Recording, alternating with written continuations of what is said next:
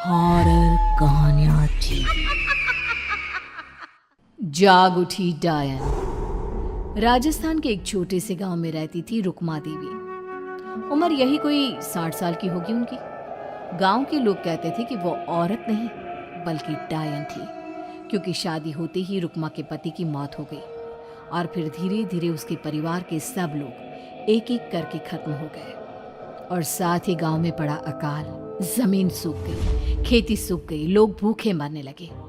रुक्मा को गांव से बाहर निकाल दिया गया और तब से वो गांव के बाहर झोपड़ी बनाकर रहने लगी। कोई भी रुक्मा के घर के आजू बाजू से गुजरता तक नहीं था। एक दिन गांव के रहने वाले रतन और उसकी पत्नी आनंदी को दूसरे गांव से आते वक्त रात हो गई और अंधेरे में रास्ता भटक के वो रुक्मा की झोपड़ी के पास जा पहुंचे। अरे आनंदी, ये क्या हो गया? हम तो रुक्मा डायन की झोपड़ी के पास आ पहुंचे। अब तो सब बुरा होगा। जल्दी जल्दी से निकल यहाँ से। हाँ जी, सही कहते हैं आप। ये डायन हमको खा जाएगी। जल्दी भागो यहाँ से। तभी रुक्मा झोपड़ी से बाहर आती है। अरे रुको, तुम लोग यहाँ मेरी झोपड़ी में आराम कर लो और देखो, इस रास्ते पर आगे मत जाना। हाँ, हमें आगे जाने से इसलिए रोक रही है ना, ताकि हमें मार डाले तू। अरे ना ना, मैं तो तुम्हारी जान बचाना चाहती हूँ, मेरी बात तो सुनो। डर की वजह से आनंदी और रतन वहां से भाग जाते हैं, लेकिन फिर अगले दिन गांव में खबर फैलती है कि रतन और आनंदी ने अपने घर में फांसी लगाकर आत्महत्या कर ली। वजह क्या थी किसी की समझ में नहीं आया। अगले दिन गांव में जोर का तूफान आया और भयानक तरीके से किसी के रोने की आवाज गूंजने लगी। अरे भाई, लगता है उस डायन रुक्मा ने गांव पे काला जादू कर दिया है। हाँ भाई, मुझे भी ऐसा ही लग रहा है। लगता है कल आनंदी और रतन मर गए। लगता है ये उसी का किया धरा है। हमें सरपंच के पास चलना चाहिए। वो दोनों आदमी सरपंच के घर पहुंचते हैं। अरे, तुम इस वक्त यहाँ पर क्यों आए हो? जानते नहीं बाहर क्या हो रहा है? कितनी डरावनी आवाज गांव में गूंज रही है। बस मालिक, किसी तरह आ गए। पूरे गांव वालों की जिंदगी का सवाल है। अरे मालिक, ऐसे तो सब एक एक करके मर जाएंगे। तो क्या चाहते हो? क्या किया जाए? मालिक, हमें रुक्मा को मारना होगा। अरे जब तक वो डायन गांव में जिंदा रहेगी तब तक गांव में ये सब होता ही रहेगा।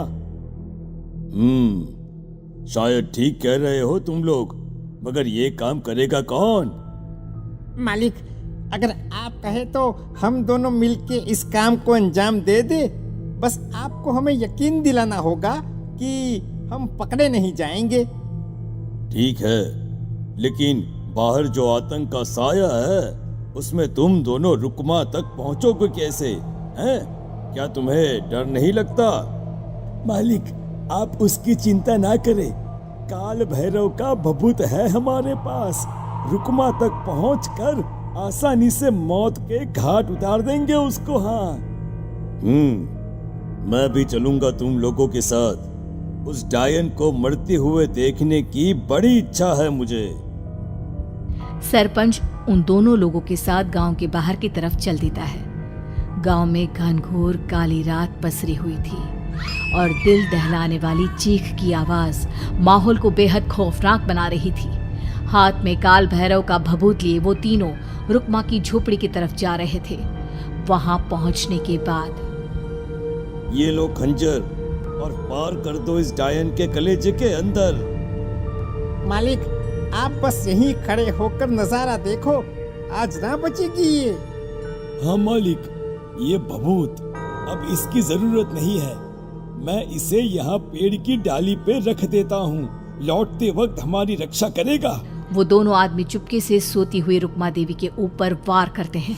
एक जोरदार चीख से वो इलाका गूंज उठता है, लेकिन अचानक रुक्मा के शरीर से जो खून बहता है उसका रंग नीला था। ये देखकर वो दोनों आदमी डर से कांपने लगते हैं। अरे अरे अरे अरे, ये क्या? अरे इसके खून का रंग तो नीला है। अरे तो क्या हुआ?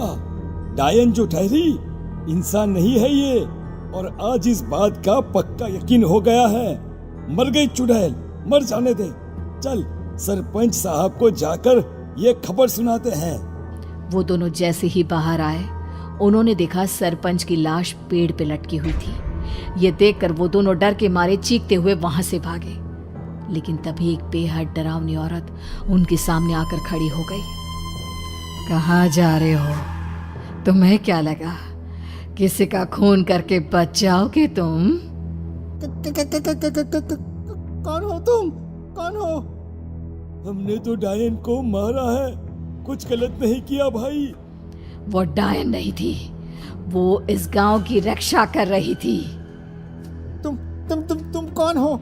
और तुम्हें कैसे पता वो कौन थी? उसने रतन और आनंदी को मार डाला।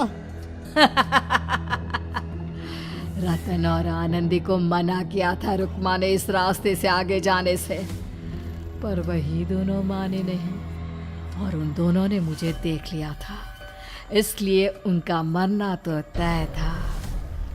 क्या मतलब तूने मारा था? और हम समझ रहे थे कि रुक्मा ये सब कर रही है।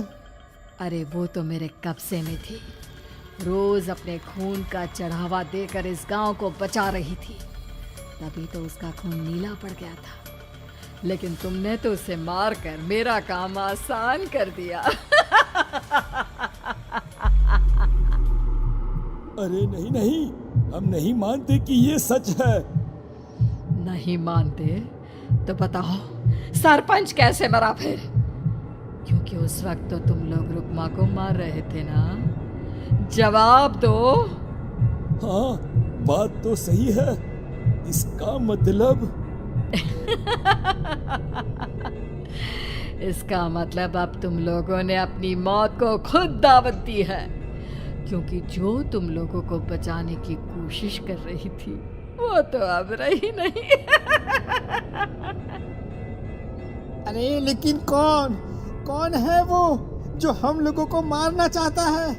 आत्मा, रुक्मा के घर वालों की आत्मा।